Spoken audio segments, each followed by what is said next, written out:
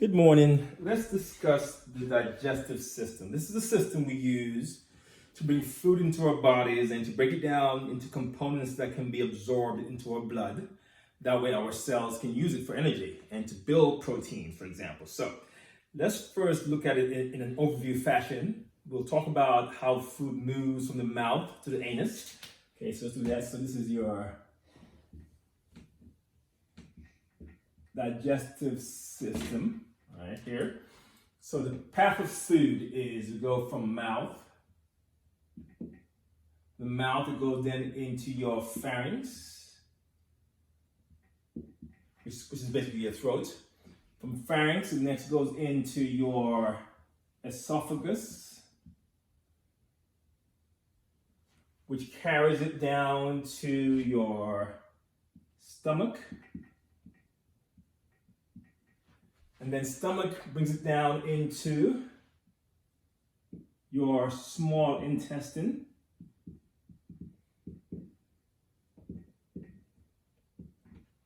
Which brings it next into your large intestine. And then large intestine next brings it to your rectum and then your anus. So it's one long tube from mouth, pharynx, esophagus, stomach, small intestine, large intestine, rectum, anus. Along the way, things like your gallbladder,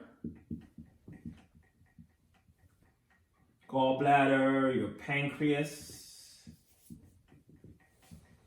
and your liver. These three things we call your accessory organs. So these accessory organs of the digestive system will release things into your small intestine. That's where they come in. For example, that's where the bile from the liver and the gallbladder comes in. It's also where the enzymes to break your food down come in as well from the pancreas. Then also in the small intestine, this is where you also put stuff from your GI tract into your blood. Okay, that's called absorption. So absorption is movement of material, your amino acids, your nucleotides, building blocks. Those things are moved from the small intestine into the blood. That's called absorption. Okay, so and that's where that happens. All right, so that's an overview of your food movement from the mouth to the anus, and where your organs such as gallbladder, liver, and pancreas contribute their stuff, and also where you absorb stuff from. So basically, your small intestine is a very critical part of this pathway for food. All right, let's move on from here. So next we'll discuss the two main forms of movement that occur in your digestive system. And so you have muscles along the walls of the GI tract that can squeeze and push your food along. So there are two forms of movement we call two forms of propulsion movements. Okay, so you have one that's called peristalsis. This movement will move the food from your mouth to the anus. Okay, so this one moves food along, moves food along the GI tract. That's peristalsis. And then there is segmentation. Segmentation is used for mixing the food back and forth. And these both can happen at the same time. So while you are mixing the food, you're sort of pushing it along from the pharynx, esophagus, stomach, small intestine, large intestine, especially in the stomach and intestines where a lot of this takes place. Propulsion in terms of segmentation and peristalsis. Okay, let's go into some of the organs. We'll next look at the oral cavity and discuss what we find there, what roles it plays. Okay. So the oral cavity, what you call your mouth, oral cavity here. Okay, so it does two main things for you. One of them is called mechanical digestion. That's basically chewing your food, breaking the food down into small bits, okay? So chewing with your teeth will break the food down into smaller bits that can then be chemically attacked by enzymes later on in the GI tract. You have your chemical digestion. This also happens in the mouth, at least it begins in the mouth, where enzymes such as amylase is an enzyme in your saliva that's used to break down your starches in your meals. So you have both mechanical and chemical digestion can occur in the oral cavity. Okay. Also here, some parts of the cavity. Some parts of the oral cavity include your vestibule, right? That's the part between your lips and the gums here. The vestibule. You have your gingivae. Gingivae refer to your gums, and hence the term gingivitis for gum inflammation. We have the palate. Okay, the palate is here. Okay, so the front part of it is called the hard palate. So hard palate, that's the bony part, made up of your maxilla and the palatine bone. So maxilla and palatine bone make up the hard palate, whereas the soft palate, that part is on the back. Okay, back 1/3 or so of even, listen to that, very small part of the back, where you have muscles back there. So the muscles at the back of the roof of the mouth make up your soft palate, and behind, at the tip of it as well, is a structure called the uvula. Okay, and that uvula's job, uvula, spelled correctly, U-V-U-L-A, its job is to close off the nasopharynx during swallowing, okay? So close nasopharynx, the uvula's job. Also present here in the oral cavity, you have your tonsils called palatine tonsils. These tonsils, again, are there to guard the foodway. As food comes down, they will interact with the tonsils. So their job is to detect pathogens along the way, okay? And you also have your lingual tonsils. These are on the back of the tongue. Do the same job. As food comes down, they are detected by the lingual tonsils as well as by the palatine tonsils to reduce or to immediately start to get rid of the pathogens that may come into the body to harm you. Also in the mouth, we have your tongue.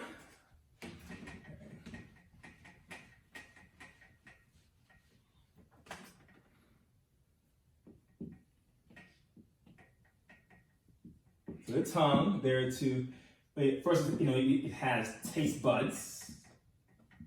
Also help to manipulate the food. Okay, critical also in swallowing. It helps to push the food back into your fauces. Okay. Your tongue. And then we have glands that produce saliva to push it into your mouth, okay? So we call these your extrinsic salivary glands. In your mouth, you already have glands called intrinsic salivary glands that keep your mouth moist at all times. But when there's food in your mouth, other glands from the outside push saliva in. Those are called your extrinsic salivary glands, and there are 3 of them. So your extrinsic salivary glands, 3 of them. We have the main one here on the side of the masseter muscle. That's called your parotid glands. So your parotid glands make up around 25 to 30% of your saliva. You have the ones below your mandible here, okay, called submandibular glands. So your submandibular glands make up around 60 to 70%. And then a small one below your tongue, okay, called your sublingual gland. Make up around maybe 5% of the saliva. So these glands provide the saliva, and saliva is basically water. Okay, it's around 99% water. The rest of it may be some enzymes to keep bacteria from flourishing inside of your mouth, as well as some enzymes to break food down, like amylase.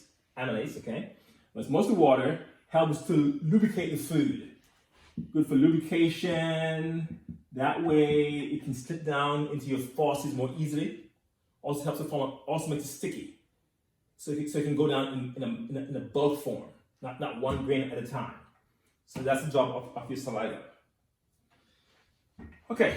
Also here in the mouth we have your teeth. So we can't forget about the teeth there. Let's do that one.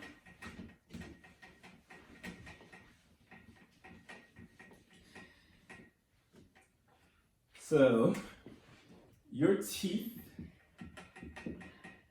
structurally have some parts of interest to us. So if this is your tooth here, go this way, like that.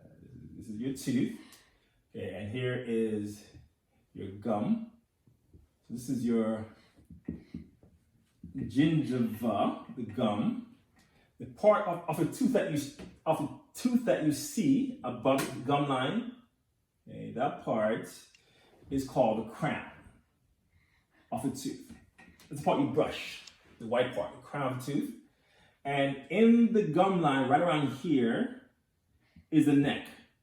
That's typically where your plaque builds up inside along your tooth, inside the gum. And this big part down here is called the root. So you have the crown, the neck, and the root of the tooth. In the root of a tooth, you have this thing here. This thing.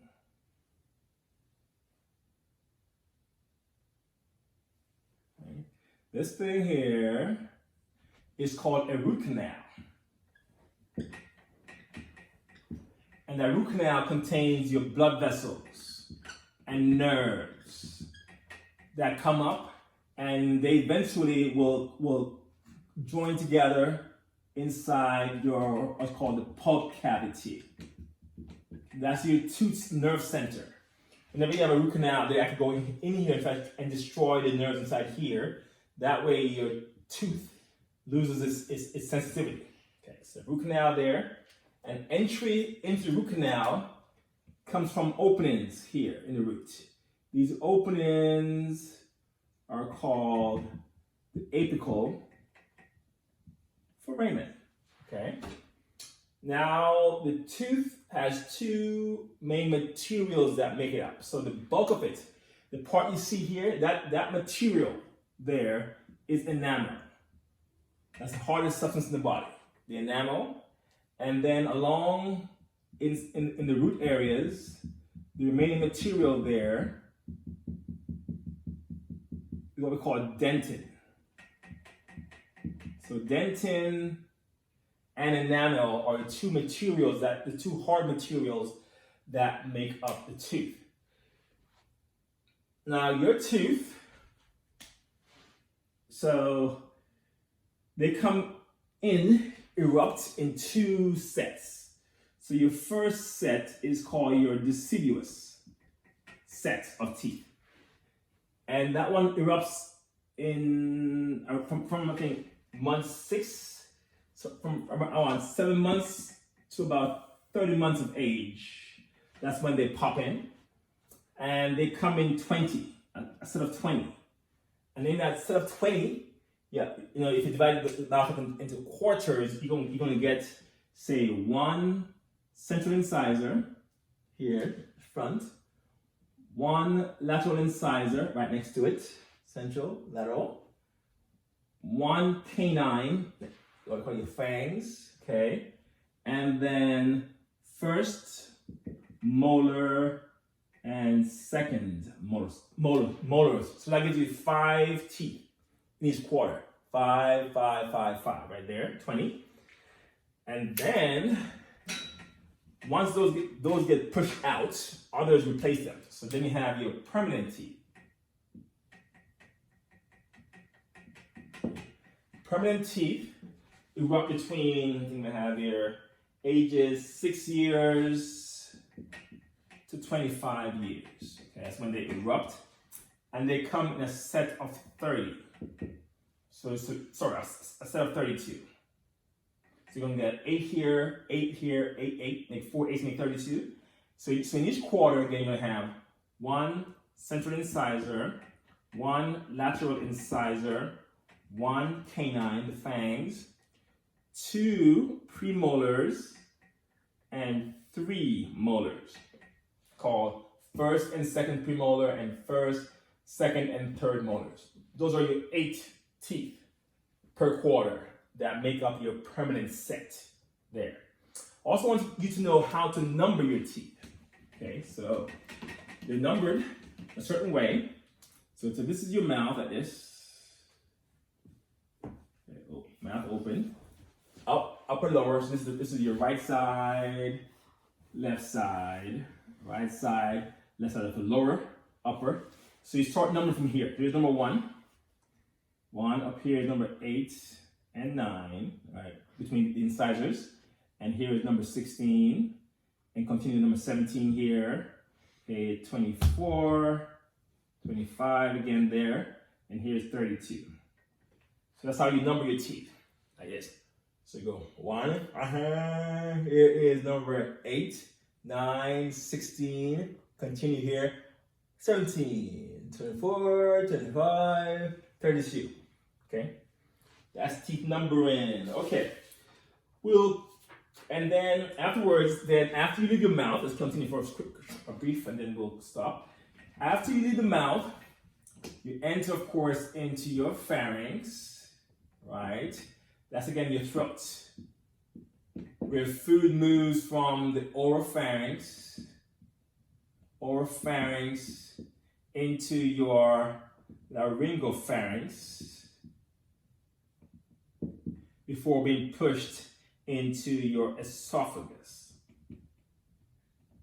Okay, and movement through the pharynx. Here, this movement is controlled by swallowing. So when you swallow, there are muscles in the pharynx called your pharyngeal constrictor muscles. These muscles squeeze to push the food down through your pharynx into your esophagus. Okay, we'll pause there.